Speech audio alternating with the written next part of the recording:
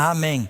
Sejam bem-vindos, amigos, mais uma vez ao programa Prophecy Odyssey. Eu, Doug Batchelor e toda a equipe da Amazing Facts estamos muito gratos por estarmos novamente aqui com vocês na cidade de Nova York. Para mim, isso é voltar para casa.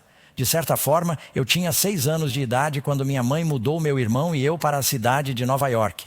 Morávamos na rua 51, no lado leste, e na rua 81, no lado oeste.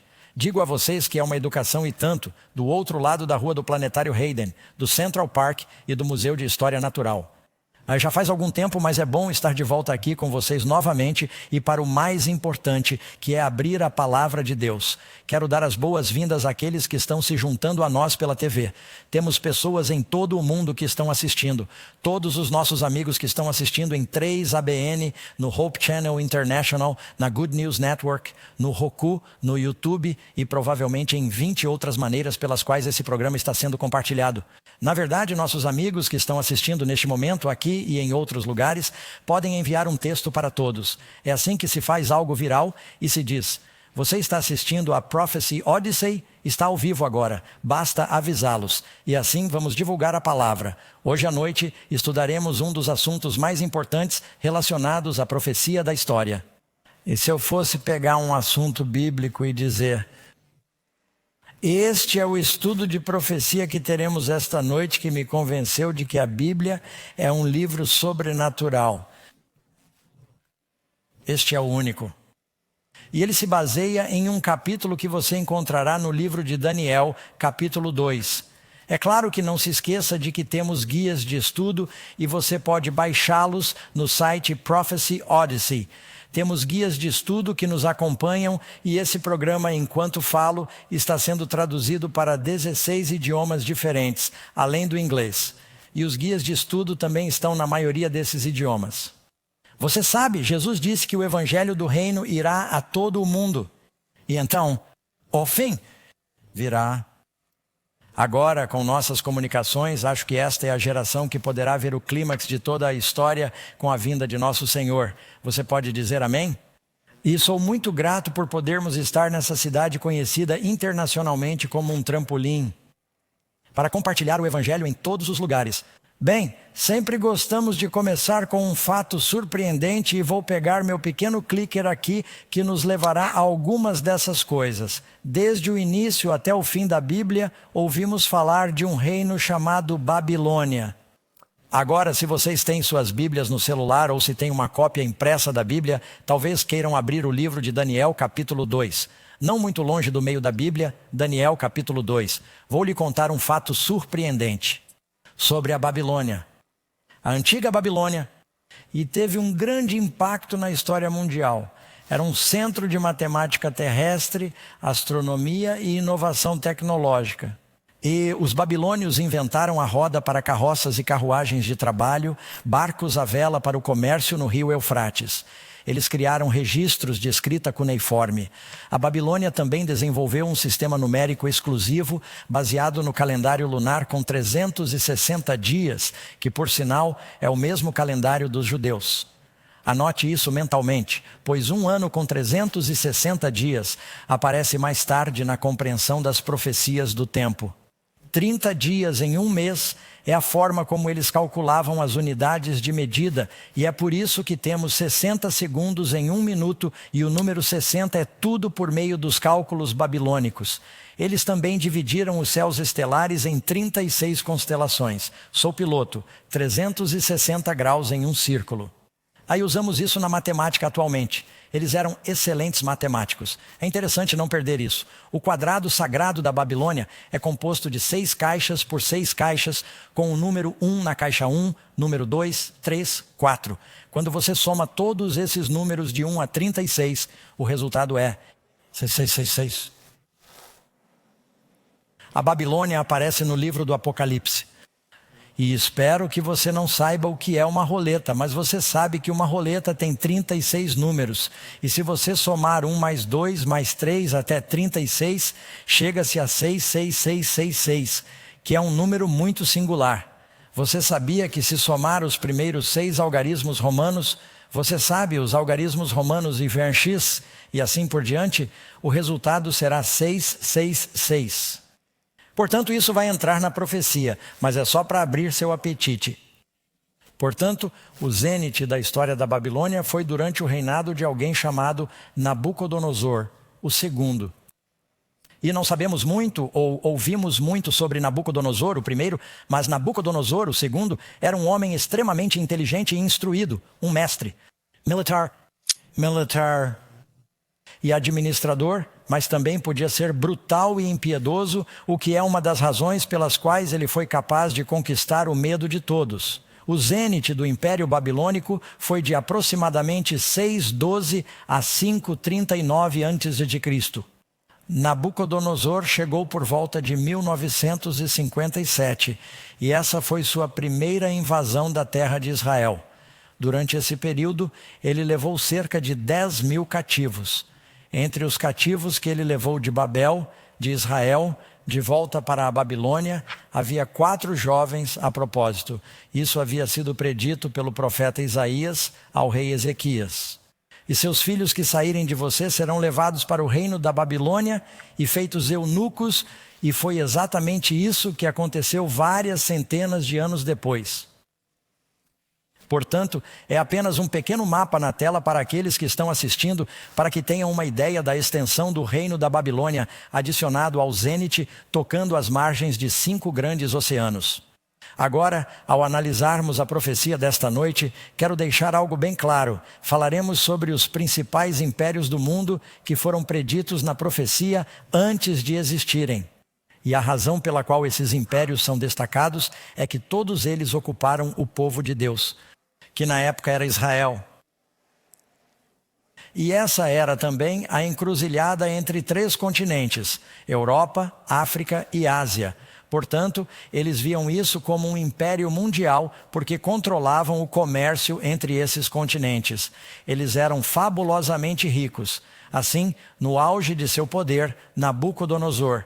E Nabucodonosor tinha uma paixão incrível por construir. Por isso ele estava construindo. Quantos de vocês já ouviram falar das 7 maravilhas do mundo antigo? A única que ainda sobrevive hoje são as pirâmides de Gizé. Karen e eu estivemos lá há alguns anos. Não foi apenas no ano passado. O tempo voa. E eles tinham coisas como o Colosso de Rhodes e o Farol de Alexandria. Uma das 7 maravilhas do mundo antigo, de acordo com o historiador Heródoto, eram os jardins suspensos da Babilônia. Nabucodonosor casou-se com uma moça das montanhas, e a Babilônia é uma planície. Ela estava sempre com saudades de casa porque não havia montanhas. Ele disse, vou construir uma montanha para você. Ela disse, mas não há árvores. Ele disse, vou plantar árvores, montanhas e flores. E ele construiu esses belos e exóticos jardins suspensos. E alguns historiadores antigos dizem que ele descobriu um método para bombear a água do rio Eufrates para cima e irrigá-lo. Assim havia cachoeiras que desciam dessa montanha artificial que ele tinha. Então você tem a imagem em sua mente. Esse reino enorme, muito poderoso, muito opulento. Um historiador diz que ele tinha 60 quilômetros de perímetro. Isso é maior do que Los Angeles hoje. Era simplesmente enorme. Uma noite, Nabucodonosor foi dormir. E ficou muito orgulhoso da maneira como Deus o havia abençoado. Ele também se achava muito inteligente. Ele era um homem orgulhoso. E ele sabia que esse reino era grande e se perguntava quanto tempo ele duraria. Ele entendia de história como um reino luta contra outro. E no meio de seu sono naquela noite, perturbado, imaginando quanto tempo o reino duraria, ele teve um sonho diferente de qualquer outro sonho.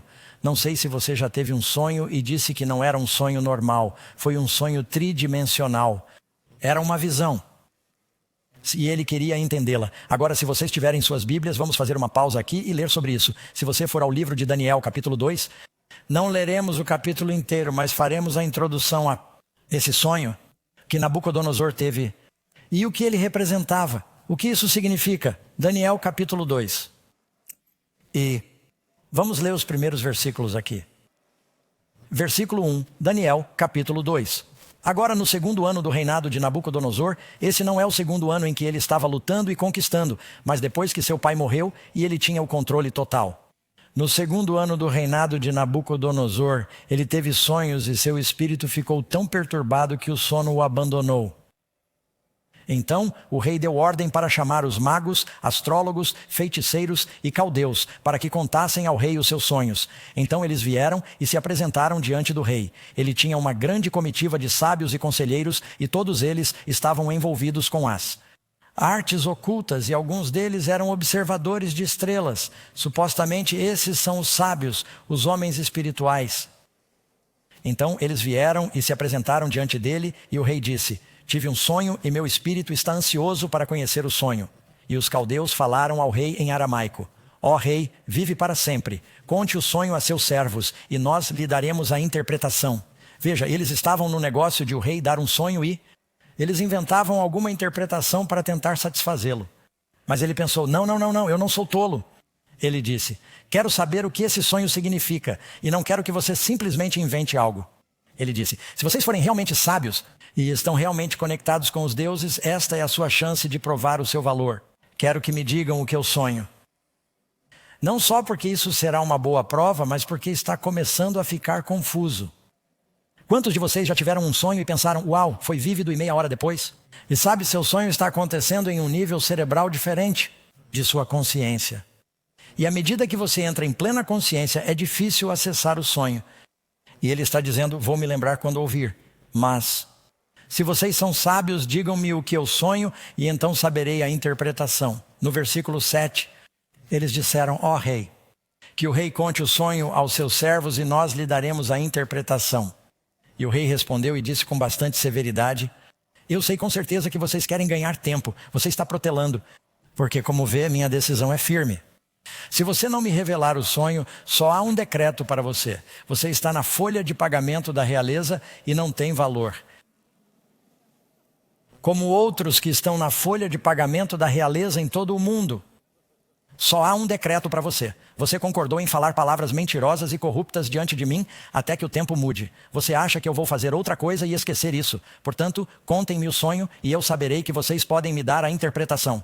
E eles responderam e disseram ao rei: não há homem na terra que possa dizer o que se passa com o rei. Portanto, nenhum rei, senhor ou governante jamais pediu tal coisa a qualquer mágico, astrólogo ou caldeu. É uma coisa difícil. O rei está pedindo e não há ninguém que possa dizer isso ao rei, a não ser os deuses cuja morada não é a carne.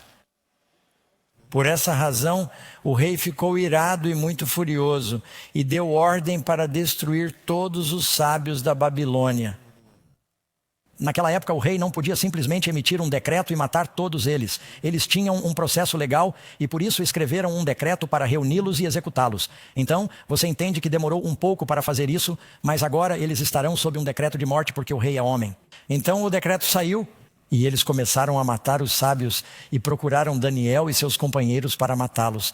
Agora, neste ponto, precisamos entender algo que aconteceu. Daniel e seus amigos eram sábios em treinamento e ainda não tinham sido chamados perante o rei. Então o que aconteceu foi que o guarda chegou e Daniel disse: parece que estão reunindo todos os sábios. Não sei se estamos nessa categoria. Somos uma espécie de sábios internos e não estávamos lá. E talvez isso seja um pouco precipitado da parte do rei. Daniel se lembrou da história de José na Bíblia, em que o rei do Egito teve um sonho e nenhum de seus sábios conseguiu entender. Mas José confiou no Senhor e Deus lhe deu uma resposta. E Daniel disse a seus amigos: bem, nós servimos ao mesmo Deus. Vamos dizer ao rei que nos dê uma chance e nós lhe diremos o que o sonho significa. E foi isso que aconteceu. O guarda entrou e disse: mas sabe, eu tenho alguns jovens hebreus que você testou. O Senhor disse que eles eram muito inteligentes. Eles dizem que podem lhe dizer o significado do seu sonho se você suspender o decreto de morte. O que você tem a perder? Me dê eles por horas. Bem, o rei está pensando: bem, eu quero saber o que meu sonho significa e o que tenho a perder. Não quero simplesmente matar todos os sábios e nunca saber se eles acham que vão saber. E parece que me lembro de Ananias, Misael, Azarias e Daniel. Os novos nomes eram Belsazar, Sadraque, Mesaque e Abednego, os nomes babilônicos. Ele disse: tudo bem, vou dar-lhes algum tempo.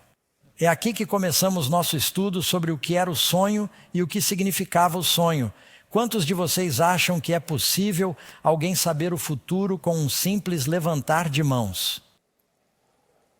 Esse é um grupo meio misto aqui em Nova York, não é? Vou fazer essa pergunta novamente mais tarde após este estudo e quero que me digam se eu convenci algum de vocês de que é possível alguém entender o que está por vir no futuro.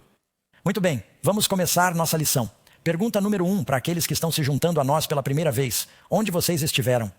Temos mais 13 apresentações a seguir. Elas vão mudar sua vida, eu lhe prometo. Você vai se aproximar de Deus e vai ter paz. Você não vai querer perder isso. Usamos um formato de perguntas e respostas. Os estudos estão aqui. Você pode encontrar as respostas na Bíblia por si mesmo. Pergunta número 1. Por que Deus deu esse sonho ao rei da Babilônia? A resposta está bem aqui na Bíblia. Daniel 2, versículo 28. Mas há um Deus no céu que revela segredos, e você pode chamar a cor azul comigo, revela segredos, e ele fez saber ao rei Nabucodonosor o que acontecerá nos últimos dias, e isso significa nos últimos dias. Então, com o que esse sonho está lidando? Do passado ou do futuro? Portanto, ou você acredita na Bíblia ou não acredita.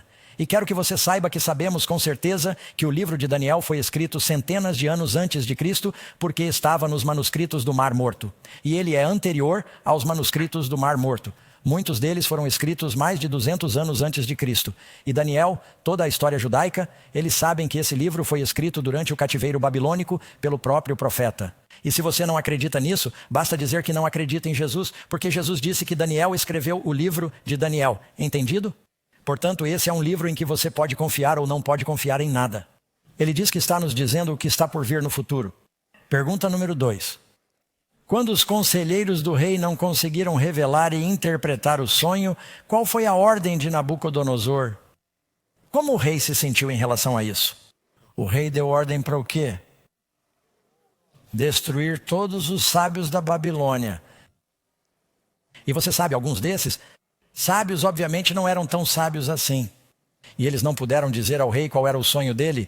Recebemos muitas correspondências e fatos surpreendentes. Sabe, nós transmitimos, não estamos apenas nos 3 ABN, estamos na Trinity Broadcasting, Daystar, History Channel, Lifetime. Alguns de vocês já viram nossos programas. Recebo muitas correspondências. Faço o possível para responder pessoalmente a tudo o que posso. Temos uma equipe que nos ajuda a responder perguntas simples. Você ficaria surpreso com a quantidade de vezes que as pessoas me enviam um sonho. Elas dizem, Pastor Doug, tive um sonho. Elas escrevem esse sonho. Às vezes páginas com ilustrações. E dizem, você pode me dizer o que meu sonho significa? Eu digo, sinto muito, esse não é o meu dom. Não posso fazer isso. Então, mais uma vez, temos de voltar e entender o que aconteceu. Como mencionei, por volta de 597, Nabucodonosor havia conquistado Israel. Ele voltou e lutou contra eles novamente e destruiu o templo. Mas quando ele chegou pela primeira vez, eles concordaram com os termos de paz. Ele pegou 10.000 dos mais jovens e brilhantes para levá-los de volta ao seu colégio e treiná-los no idioma dos caldeus, na matemática, nas ciências e nas artes da Babilônia, que na época era considerada a educação mais sofisticada do mundo que se podia obter naquele tempo. Eles eram mestres em matemática, eles estudavam os céus. Alguns de vocês se lembram de quando Ezequias estava doente na Bíblia e o sol parou? Embaixadores vieram da Babilônia para entender a causa disso. O que isso significa? Então eles trouxeram entre os cativos, entre aqueles 10.000, Daniel, Hananias, Misael e Azarias. Eles foram trazidos para lá, foram colocados no sistema educacional da Babilônia por 3 anos e meio para estudar. Depois o rei os testou, este é o capítulo 1 de Daniel. E o rei os considerou 10 vezes mais sábios do que todos os outros jovens que havia trazido de outros países. Assim, eles estavam sendo treinados para serem conselheiros, aprendendo idiomas, artes, ciências e assim por diante. Assim, quando o decreto foi emitido para matar todos os sábios, eles não haviam sido convidados. Você pode ver em Daniel capítulo 1, versículo 3, que diz que eles possuíam conhecimento e eram rápidos em entender quem tinha a capacidade de servir no palácio do rei. Entre esses filhos de Judá estavam Daniel, Hananias, Misael e Azarias. Esses eram seus nomes judaicos. Mais tarde, eles receberam nomes babilônicos. Muitas pessoas que vieram para os Estados Unidos pela cidade de Nova York e pela ilha Ellis tinham nomes difíceis de pronunciar. E assim, os guardas ou quem quer que estivesse processando as pessoas lá na Ilha Ellis, diziam: não podemos dizer isso, seu nome é Smith. Quantos de vocês conhecem alguém assim? Eles chegavam à cidade, tinham um nome e acabavam com um novo nome que era um pouco mais fácil. Número 3. Quando Daniel soube do decreto de morte, o que ele pediu ao rei? E ele fez isso por meio do guarda, Arioque. O que ele pediu e o que disse a seus amigos? Resposta: este é Daniel 2, versículo 16. Daniel entrou e pediu ao rei que lhe desse o quê? Tempo para que ele pudesse contar ao rei a interpretação sobre Nabucodonosor, e este é um relevo, um antigo relevo de Nabucodonosor. E ele pensou: tudo bem, eu gosto desses jovens, vou adiar a execução em massa. Afinal de contas, eles não foram trazidos com os outros. Vamos dar-lhes uma chance. Se eles acham que podem me contar o sonho, eu quero saber o sonho. Então, o que eles fizeram? O que você faria? Daniel foi para sua casa, ele fez saber a decisão a Hananias, Misael e Azarias, seus companheiros, para que buscassem a misericórdia do Deus do céu a respeito desse segredo. Segredo. Deus revela coisas secretas a seus profetas? Ele revela. O que aconteceu naquela noite em resposta à oração sincera e de coração deles? Você consegue se imaginar orando e dizendo: Senhor, preciso ter um sonho esta noite. Mas não preciso de qualquer sonho. Preciso sonhar o sonho do rei. Mas não preciso apenas sonhar o sonho do rei. Preciso saber o que o sonho do rei significava. Essa é uma oração muito grande. Isso requer uma fé muito grande. O que aconteceu em resposta a essa oração e a quem Daniel e seus amigos deram o crédito? Resposta: Daniel 2, versículo 19 e versículo 28. Então o segredo foi revelado não a todos eles, mas a Daniel. Então Daniel bendisse o Deus do céu. E ele disse: há um Deus no céu que revela segredos, e alguns segredos serão revelados a vocês esta noite, amigos, que eu acho que mudarão sua vida. A propósito, Deus responde às orações. Essas reuniões são uma resposta à oração. Acreditem em minha palavra. Vocês sabiam que antes do programa de ontem à noite, os computadores travaram, tudo deu errado, e eles estavam orando nos bastidores, e assim que o programa começou, tudo voltou a funcionar. Deus responde às orações, eu lhe digo. Pergunta número 5. Quais foram os 2 principais objetos que Daniel disse ter visto no sonho? Portanto, o sonho é composto de 2 coisas principais. Agora quero ler isso para vocês. Voltem para suas Bíblias novamente. Deixem-me ler o que Daniel viu. Ele é levado à presença do rei e o rei diz: o que você pode me dizer? Você teve o sonho? E vá para o versículo 31, capítulo 2 de Daniel. O Senhor, ó rei, estava observando. Na verdade, vou ficar de lado aqui, e aqueles que estiverem na sala, se olharem para a tela, poderão até ver o que Daniel viu em seu sonho com Nabucodonosor. Você, ó rei, estava observando, e eis que uma grande imagem, e essa imagem cujo esplendor era excelente, estava diante de você. Sua forma era impressionante.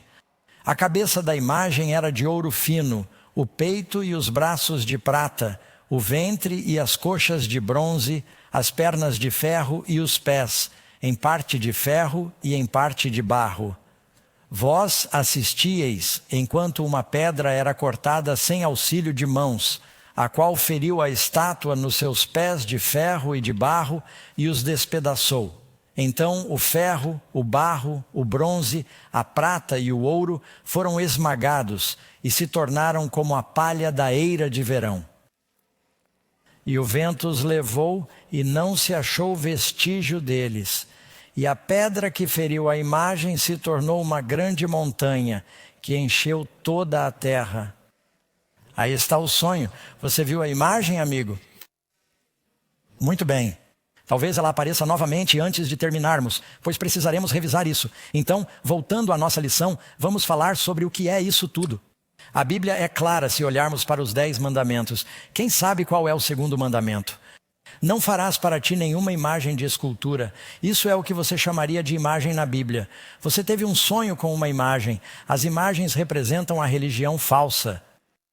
E essas falsas religiões, com todos os metais e minerais nessa imagem, representam pessoas adorando ídolos de ouro, prata, bronze, ferro e barro, porcelana, o que for.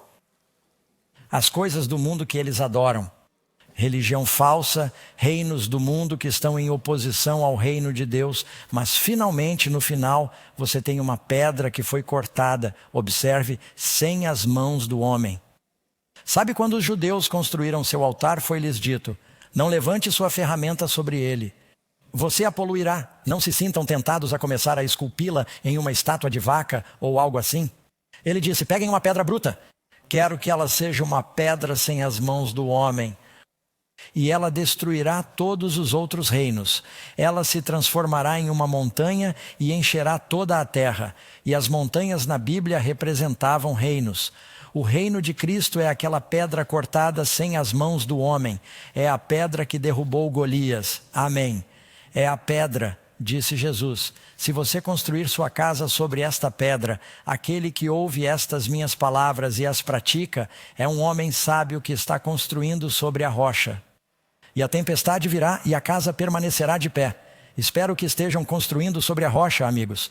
Portanto, isso está falando sobre os reinos do mundo e delineia os reinos que ocuparão o povo de Deus e que, por fim, serão destruídos. Muito bem, voltemos à nossa lição. Quais são as duas coisas mencionadas na imagem? Daniel 2, versículo 31. Você, ó rei, estava observando e viu uma grande imagem. Você também pode dizer um grande ídolo.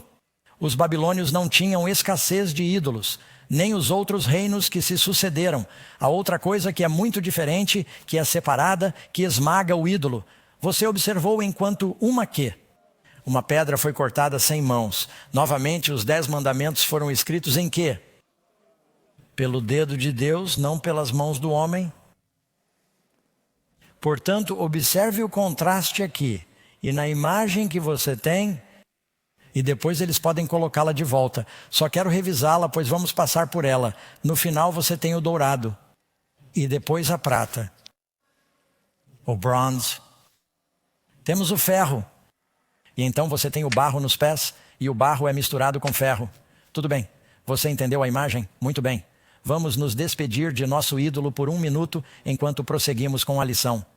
Então, quando Nabucodonosor está sentado aqui e Daniel está relatando a imagem, o rei diz: muito bem, sábio, você disse que acha que sabe o meu sonho? Qual é o meu sonho? Ele começa a contar ao rei todo o sonho. E como você acha que ficou o rosto do rei? Ele diz: ah, sim? Pois é. Como você entrou na minha cabeça? Como você sabia disso? E depois que Daniel conta ao rei exatamente o que viu com grande especificidade, então, quando Daniel diz: agora vou lhe dizer o que isso significa. Em primeiro lugar, o rei está pronto para adorar Daniel. E então ele diz: não posso lhe contar o seu sonho. Daniel é tão humilde que dá a glória a Deus. Ele diz: Deus, isso é de Deus. Ele o conta para você. Agora ele começa a dar a interpretação. Muito bem, primeira parte. Vamos descobrir o que tudo isso significa. O que representa a cabeça de ouro? Daniel disse, e este é Daniel capítulo 2, versículo 38. Você é assim? Diz a resposta para mim. O Senhor é o quê? A cabeça de ouro, ou seja, Nabucodonosor, você e seu reino da Babilônia são um império de ouro. E o ouro era a moeda deles? Foi um dos impérios mais esplêndidos do mundo antigo. É por isso que ele é chamado de cabeça de ouro. Foi um império mundial que afetou novamente o mundo civilizado da época. Eu sei que eles, os incas, tinham um reino, não exatamente nessa época, mas havia grandes reinos na China e grandes reinos no Camboja e na Índia. E não estamos tentando diminuir os outros grandes impérios. Essa visão está lidando com os impérios que ocuparam o povo de Deus, que era o guardião da palavra. Você percebe que Deus deu os oráculos da verdade à nação judaica. A Bíblia foi escrita principalmente por judeus. Você sabe que você está de acordo com isso. E se você, a propósito, é um cristão, a Bíblia diz que você é a semente de Abraão. Então isso está falando sobre a preservação da palavra de Deus que iria para o mundo, os reinos que os ocupavam. E você verá tudo isso se tiver prestado alguma atenção à história mundial quando estava no ensino fundamental. Sabemos sobre a Babilônia como ela era um império mundial.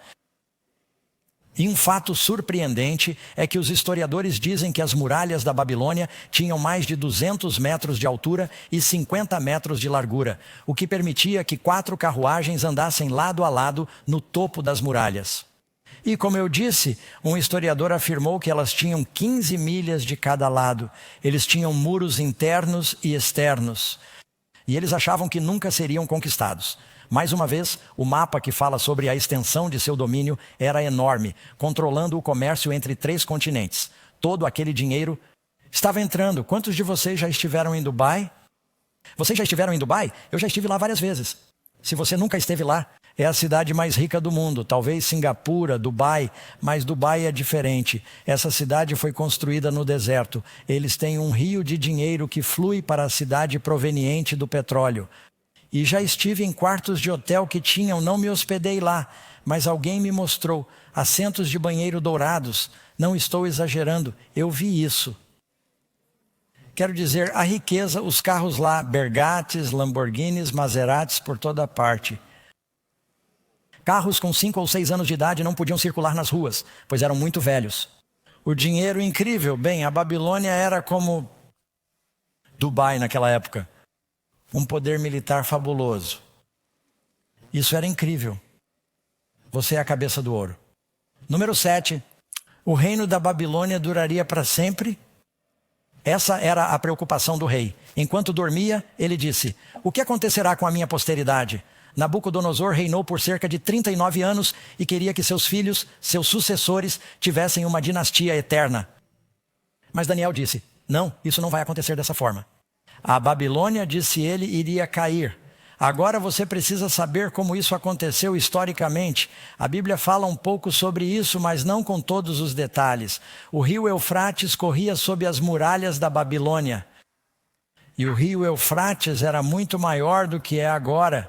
A propósito, há uma profecia em Apocalipse que diz que o rio Eufrates secará na 6ª praga. Você já leu isso? Você sabia? Basta ouvir os noticiários e eles dizem que o rio Eufrates está secando. Agora, acho que ainda não estamos na 6ª praga. Explicaremos as pragas mais tarde, mas acho que é muito interessante. Bem, eles tinham navios poderosos que estavam navegando pelo rio Eufrates. Agora, cara, você não pode arrastar um sapo pelo rio. Ele está se tornando uma série de piscinas estagnadas, porque na Turquia e nas partes mais altas, eles estão represando a água e tem havido secas, e as coisas mudaram. Mas o que aconteceu foi que, depois que Nabucodonosor morreu, durante 1 ano seu filho, o malvado Merodóque, foi rei, mas ele foi assassinado, e seu tio acabou se tornando rei. E o tio estava lutando em outras batalhas, e o neto, Belsazar, estava no comando do reino. Os persas e os medos perceberam que não tinham o poderio militar, ou seja, os babilônios, que os persas tinham. Nabucodonosor já havia partido e ele era um gênio militar. E Ciro, o persa, e Dário, o medo, pensaram: podemos conquistar a Babilônia. Eles cercaram a cidade, iam sitiar a cidade. O rei, esse jovem gênio, e você encontra isso em Daniel capítulo 5, Belsazar disse: não precisamos ter medo deles. Eles nunca conseguirão atravessar nossas muralhas. Temos nossos soldados, temos nossos portões enormes. Nós os mataremos de fome. Temos comida suficiente na cidade. Temos água correndo sob as muralhas. Eles não conseguirão sustentar seu exército por tempo suficiente. E eles fizeram uma grande festa na cidade da Babilônia e todos ficaram bêbados. E no auge da folia, esse jovem rei blasfemo, ele sabia que seu avô, Nabucodonosor, havia sido convertido a Jeová por Daniel. E eles realmente se ressentiam disso. E ele disse: esse Deus dos judeus não tem poder, e nós vamos provar isso. Tragam-me os vasos que capturamos em Jerusalém. Vamos louvar nossos ídolos. E eles levaram os vasos sagrados do templo de Deus. E todos os senhores e líderes babilônicos começaram a beber e a zombar dos deuses do céu, o Deus do céu, Jeová. E no meio dessa bebedeira blasfema, de repente, contra o reboco da parede, apareceu uma mão gigante sem sangue. Como a coisa da família Adams. E começou a escrever as palavras Mene, Mene, Tekel, Upharsin. Você já ouviu a expressão a caligrafia na parede? E quando o rei olhou para cima e todos viram isso, eles deixaram cair as xícaras e começaram a se ajoelhar. A Bíblia diz que seus joelhos estavam batendo juntos. E ele disse: o que está escrito? Ninguém sabia, tragam os sábios. Eles não sabiam. Não sabiam mais do que sabiam 39 anos antes, quando Nabucodonosor os chamou. E finalmente a rainha-mãe disse: Se você quer entender uma visão, precisa chamar um judeu. E há um homem em seu reino, fico arrepiado sempre que digo isso. Ela disse, há um homem. Deus ainda tem algumas pessoas. Há um homem que está próximo do Senhor. Ele entende Deus, ele lhe dirá o que isso vai dizer. Daniel foi trazido. O rei disse, diga-me o que está escrito e eu lhe darei um colar de ouro como o que ele carregava, sabe? E uma roupa especial e farei de você o terceiro governante do reino. A razão pela qual ele disse que você será o terceiro governante é que Belsazar era apenas o segundo governante. E Daniel disse, guarde suas recompensas porque eu sei o que está escrito e você não estará em posição de dar nada a ninguém muito em breve. Ele disse, many tekel upharsin. Vocês estão sendo pesados na balança e considerados em falta. Vocês estão sendo julgados. E o reino está sendo dividido e entregue aos medos e aos persas. E naquele exato momento, aquele poderoso general Ciro havia desviado o rio Eufrates, rio acima, para o leito de um lago seco. O nível da água que passava por baixo das muralhas da Babilônia caiu vertiginosamente durante a noite. Os soldados da Babilônia dentro da cidade estavam bêbados porque pensavam que não haveria ataque. Eles haviam deixado os portões internos destrancados porque pensaram, bem, eles ainda não chegaram aos portões externos, sem problemas. Assim como os soldados troianos, um contingente do exército persa passou por baixo das muralhas, eles subiram e abriram os portões. Os persas e os medos invadiram a cidade, e em uma noite a Babilônia caiu, aquela poderosa cidade. E isso foi predito na Bíblia com uma precisão incrível. Muito antes disso acontecer, Isaías viveu muito antes de Daniel. Você tem uma Bíblia? Você pode ir até lá. Deixe-me ver em qual delas devo ir. Vá para Jeremias, na verdade. Vamos começar por aí. Vá para Jeremias, capítulo 50. A propósito, por que isso é importante? Se quiser entender o Apocalipse, Apocalipse 18 fala sobre a queda da Babilônia. Jeremias, capítulos 50 e 51, falam sobre a queda da Babilônia. Isaías, capítulo 13, fala sobre a queda da Babilônia. Não só havia uma Babilônia no Antigo Testamento, mas há uma Babilônia hoje. A Bíblia nos diz que nos últimos dias há uma Babilônia e o povo de Deus está sendo chamado para sair da Babilônia. Você precisa saber do que deve sair, portanto precisamos entender o assunto da Babilônia. Mas aqui você pode dar uma olhada em Jeremias, capítulo 50. Ele fala sobre a queda da Babilônia, a destruição total da Babilônia. Assim diz o Senhor, este é o 51º. Eis que levantarei contra a Babilônia e contra os que habitam em Leb-Câmala, um vento destruidor. Ele diz que, e os soldados ficarão com medo. Deixe-me ver aqui. O rei da Babilônia ouviu a notícia, versículo 43 do capítulo 50. E suas mãos ficaram fracas, e a angústia tomou conta dele, como as dores de uma mulher ao dar à luz. E continua dizendo que os portões serão deixados abertos. E diz que seus soldados se tornaram como mulheres, eles não podem lutar. A cidade caiu em uma noite. E em Isaías diz que os rios se secariam na antiga Babilônia. Veja o capítulo 45 de Isaías. Agora mudei de Jeremias para Isaías. Isaías escreveu isso por volta de 700 d.C., centenas de anos antes do nascimento do rei Ciro. Assim diz o Senhor ao seu ungido. Os pergaminhos do Mar Morto têm o livro inteiro de Isaías. Sabemos que ele foi escrito. É uma profecia antiga. Assim diz o Senhor ao seu ungido, a Ciro, cuja mão direita tenho segurado para subjugar nações diante dele, para soltar a armadura dos reis, para abrir diante dele as portas duplas, de modo que os portões não sejam fechados. Eu irei adiante de você e endireitarei os lugares tortuosos. Eu despedaçarei as portas de bronze e cortarei as barras de ferro. Basta ler tudo isso. Ele prediz o que aconteceu. E é por isso que quando você chega ao Apocalipse, ele fala sobre o Eufrates secando. Você entende o significado espiritual da secagem do Eufrates? Ele precedeu a queda da Babilônia na história antiga, entendeu? Então, a Babilônia durou para sempre? Não, ela caiu. Outro pequeno detalhe interessante da história aqui é que alguns de vocês sabem que Saddam Hussein, há alguns anos, invadiu o Kuwait e houve as 2 guerras do Golfo. Um de nossos filhos estava nos fuzileiros navais e lutou em uma dessas guerras. E Saddam Hussein tinha planos de reconstruir a antiga Babilônia, porque a profecia de Isaías e Jeremias dizia que a Babilônia jamais seria reconstruída. E se quiser, está no capítulo 13 de Isaías. Ele diz que a Babilônia cairá. ela se tornará ruínas, ela se tornará um monte de pedras, nunca mais será habitada, nunca será reconstruída. Alguém disse isso a Saddam Hussein.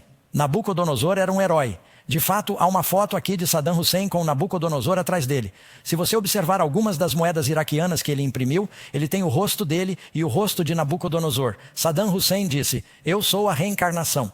Ele queria ser o líder do mundo árabe. Foi por isso que ele atacou o Irã e começou a tentar reconstruir a Babilônia. Isso foi interrompido durante a Primeira Guerra do Golfo. Depois houve uma breve pausa. Ele tentou renovar a construção. Foi interrompida novamente. Ele estava tentando derrubar a profecia hebraica. Não se pode derrubar. O céu e a terra passarão. A palavra de Deus não passará. A antiga Babilônia ainda é um monte hoje. Isso não é interessante? E Saddam já se foi. Pergunta, continue. Diz que outro reino se levantará depois de você. Agora estamos indo do ouro para qual metal? Para a prata. Esse é o reino persa. Começou como o reino medo-persa. No final, os persas se tornaram o reino dominante sob o comando de Ciro, o Grande. Eu já estive lá, amigos. Vocês vão ao Museu Britânico. Aqui está o cilindro de Ciro que foi escavado perto da antiga Babilônia. No cilindro está escrito que ele conquistou a Babilônia e deixou os babilônios cativos voltarem para suas terras nativas. Deus previu isso no livro de Jeremias. Também se encontra no final da 2ª Crônica que os filhos de Israel ficariam cativos na Babilônia por 70 anos. Depois de 70 anos, eles teriam permissão para voltar. E eles voltaram. Você sabe? E se não for por outra razão, se você for acreditar na Bíblia, acredite nela porque os judeus são um povo incomum. Não há nenhum outro povo no mundo que tenha sido despojado de sua terra 3 vezes. Nos dias de Jacó. Eles foram para o Egito, mas a recuperaram após o Êxodo.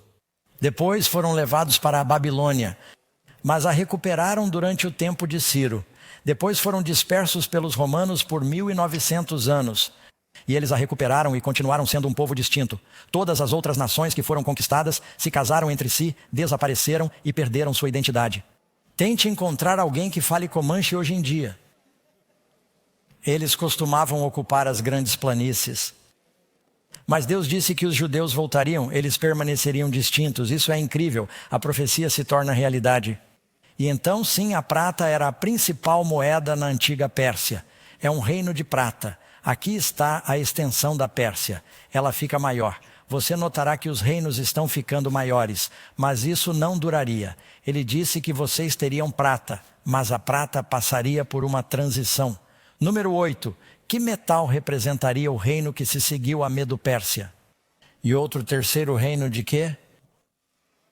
Bronze. Algumas de suas bíblias dirão bronze. Tecnicamente, não é latão, porque não se usava latão naquela época. O bronze também contém estanho, torna-o um pouco mais brilhante. Isso é realmente bronze, que dominará sobre toda a terra. Novamente, eles estão falando que será um império que se espalhará por toda parte. E alguém disse: quero voltar porque deixei uma nota aqui. Quero ler. O reino de bronze da Grécia chegou ao poder com Alexandre, o Grande, em 688, a partir de 311 a.C., quando ele conquistou os persas, e durou até cerca de 688. Alexandre, o Grande, marchou com seus exércitos cerca de 11.000 milhas em quase 10 anos. Eles não marcharam o tempo todo. Ele conquistou o mundo. Ele foi ensinado por Aristóteles, um gênio militar muito brilhante, muito corajoso. E difundiu a cultura grega. Chamam isso de helenização. Mesmo na época de Cristo, o grego era a língua de aprendizado. E até mesmo os governos do mundo, os governos romanos, foram influenciados pelos gregos e por esses grandes filósofos gregos. Um historiador, Arrian, disse: estou convencido de que não há nação, cidade ou povo na época em que seu nome não tenha chegado, razão pela qual, seja qual for a origem que ele possa se gabar ou reivindicar para si mesmo, parece ter havido alguma mão divina presidindo seu nascimento e suas ações. Mas mesmo esse reino não duraria. Agora, o reino da Grécia, adivinhe o que eles usavam como armadura? Bronze. Eles eram conhecidos como os soldados de bronze porque usavam espadas de bronze, escudos de bronze e capacetes de bronze. Há um exemplo de um que foi recuperado e que você vê na tela. E aqui está um mapa da extensão do reino de Alexandre. Ele marchou com seus exércitos até as fronteiras da Índia, onde lutavam com elefantes. E se estendeu até o Egito, Damasco e Grécia. Quero que você observe algo que está acontecendo aqui com esses diferentes reinos. E todos eles ocuparam Jerusalém. Os gregos foram um pouco melhores no início, Alexandre. Alguns dos líderes gregos posteriores, como Ático, Epífanes e outros, foram muito brutais com a nação judaica. Mas cada reino está durando mais, mas o metal é menos valioso do que o anterior. Os babilônios, cerca de 70 anos. Depois vem os persas, que duram mais, mas são de prata, não valem tanto quanto o ouro. Depois vem o bronze, que não vale tanto quanto a prata, mas é mais duro. Cada uma é mais dura do que a anterior. Elas duram mais e são mais duras. E veja o que acontece a seguir. Número 9. Que metal representa o quarto reino? Você leu aqui? Daniel capítulo 2, versículo 40. E o quarto reino será tão forte quanto o ferro. Os romanos dominavam a forja de armas de ferro, e essa é uma das razões pelas quais eles conseguiram conquistar. Agora quero que você pense sobre isso. Você está ciente de que no livro de Daniel, que ele prediz mais tarde em Daniel, o nome do Império Grego, chamando-o de Grécia, as chances de os gregos governarem o mundo, quando Daniel disse isso, sem ofensa a ninguém neste momento. Espero não ofender ninguém. Mas se eu lhes dissesse que em 100 anos o mundo será governado pelo Uruguai, quem aqui preveria isso? Quero dizer, tudo é possível, mas quem preveria isso? A probabilidade de os gregos e os romanos governarem o mundo quando Daniel fez essa profecia era absurda. Simplesmente eles não viam nenhuma possibilidade de isso acontecer. Mas ele previu isso e até mesmo previu os gregos pelo nome no capítulo 8 de Daniel. Agora ele diz que seu quarto reino, um reino de ferro.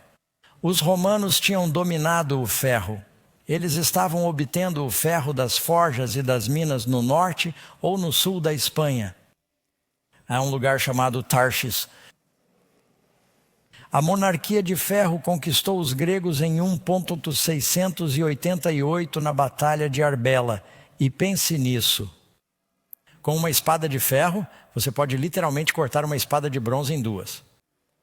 Portanto, as armas fizeram uma grande diferença. É por isso que os cavaleiros medievais tinham essa armadura de malha. E na Bíblia você pode ler como os soldados de Israel não conseguiam obter ferro dos filisteus. E os filisteus conseguiram subjugá-los porque tinham o ferro. E somente Davi, Saul e Jonatas tinham espadas de ferro. Isso era como ter armas nucleares naquela época. Se você tivesse o ferro, eram pregos de ferro que perfuravam as mãos de Jesus. E uma lança de ferro que perfurou o seu lado. E espadas de ferro mataram os bebês em Belém. E os romanos governavam com punho de ferro. E eles duraram mais do que os gregos. Eles tiveram, sabe, por um tempo, o que chamaram de Pax Romana. Era a paz romana. E foi durante a época do Império Romano que Deus achou conveniente a encarnação. Deus veio ao mundo durante esse período por um bom motivo. Houve um período de 40 anos durante a época de César Augusto em que houve um certo grau de paz. Foram construídas estradas por toda parte. Então, quando Cristo veio e o conhecimento do Evangelho e o Pentecostes foram derramados e os judeus de todo o Império Romano ouviram falar de Jesus, eles se espalharam pelo mundo todo e o Evangelho se espalhou. E Jesus disse algo ultrajante. Esse carpinteiro disse: meus ensinamentos irão para todo o mundo. E foi o que aconteceu. E os romanos influenciaram o governo de todo o mundo, até o mundo atual. Sabe, ainda estamos. Por que temos um mês chamado julho? Júlio César. Por que temos um mês chamado agosto? Augusto César. Por que fevereiro é curto? Porque Augusto César queria um mês que fosse tão longo quanto julho. Então ele teve de tirar alguns dias de fevereiro para colocá-los em agosto. Por que temos um dia da semana chamado domingo, segunda, terça e quarta? Recebemos isso dos romanos. A adoração ao sol, a adoração à lua, a adoração a Saturno, a adoração a Odin, a adoração a Thor. Tudo isso veio do contexto do poder romano. O poder romano estava mais centrado no Mediterrâneo. Mas era um império extremamente poderoso e duradouro. Agora Daniel está predizendo coisas com 1000 anos de antecedência. É preciso ser um profeta muito bom para fazer isso. Quantos de vocês sabem o que vai acontecer daqui a uma semana? O meteorologista disse que hoje deveria chover. Graças a Deus ele estava errado. Amém. Então quero dizer, e eles têm muita tecnologia que nós não temos. Número 10. O que aconteceria após a queda do Império Romano? O reino será dividido como os dedos dos pés, e os pés eram em parte de ferro e em parte de barro. Portanto, o reino será em parte forte e em parte frágil. O Império Romano começou a desmoronar por volta de 476 a.C. Não aconteceu em um dia específico, mas porque eles estavam tão preocupados com entretenimento. E a família se desfez. Sabe, Augusto César acreditava no casamento. Ele, apesar de seus problemas, apoiava a força da família. Depois vieram pessoas como Nero e Diocleciano, e esses caras eram desprezíveis. E o reino ficou fraco e os soldados ficaram fracos. E os bárbaros e os arianos vieram do norte e o reino se fragmentou em 10 partes, exatamente como os 10 dedos do pé na imagem com a qual Nabucodonosor sonhava. Até agora, você passou do ferro para o ferro misturado com barro. Mas mais tarde, em Daniel, é dito que não se trata apenas de barro, mas de barro de lodo. Agora, o que aconteceu? Observe, até este ponto, esses reinos estão ocupados ao redor de Israel. Durante a época da Roma de Ferro, mas durante o tempo de Cristo, quando os romanos governaram, o Evangelho e o povo de Deus se espalharam. E até mesmo os judeus foram conquistados e a grande disforia se espalhou por toda parte. Portanto, agora não está restrito apenas ao Oriente Médio. Agora temos as 10 divisões do Império Romano que acabaram se espalhando pelo mundo. Acho que é muito interessante. O texto diz, mas haverá nele a força do ferro, tanto quanto você viu o ferro misturado com barro de lodo. Quem gostaria de adivinhar qual é, de longe, o material de construção número 1 no mundo atualmente? É o chamado concreto armado, que é o quê? Ferro misturado com argila. Karen e eu fomos à China há alguns anos e o pássaro nacional da China é o guindaste de construção. Há guindastes por toda parte. Concreto, demorei 1 minuto para entender direito. Há guindastes em todos os lugares e pó de concreto e em todos os lugares que você vai, na cidade de Nova York. Na verdade, os romanos foram um dos primeiros a dominar o concreto, mas ele não era reforçado no início. Este é o Panteão, um dos mais antigos edifícios de concreto. Os romanos o construíram e ainda está de pé até hoje. Número 11. Esses reinos conseguiriam se unir? O que diz a profecia? Daniel 2:43, eles se misturarão com a semente dos homens, mas não se unirão uns aos outros como o ferro não se mistura com o barro. Sabe, todos tentaram recuperar o poder dos Césares. Você já ouviu falar do Kaiser Wilhelm? Você sabe o que significa a palavra Kaiser? É a palavra alemã para czar. Quero dizer, César em alemão. E o que significa a palavra czar? É César em russo. E Hitler queria o Terceiro Reich. Ele queria ser o César. Eles queriam reunificá-lo. E os ingleses tentaram fazer isso por meio do casamento. A rainha Vitória foi chamada de avó da Europa porque seus filhos e netos se casaram em todas as famílias da Europa. Mas houve união ou ainda tivemos a Primeira Guerra Mundial e a Segunda Guerra Mundial? Karen e eu estivemos na Polônia no ano passado e eles temem que uma nova guerra mundial surja da Ucrânia e da Rússia e se espalhe pela Europa e pela OTAN. Quem estabelecerá o reino final? Louvado seja Deus. A Bíblia diz que há uma pedra, há uma rocha de eras cortada sem as mãos do homem, porque ele veio à imagem de Deus. E nos dias desses reis, amigos, estamos vivendo nos dias do império final. O Deus do céu estabelecerá um reino que jamais será destruído.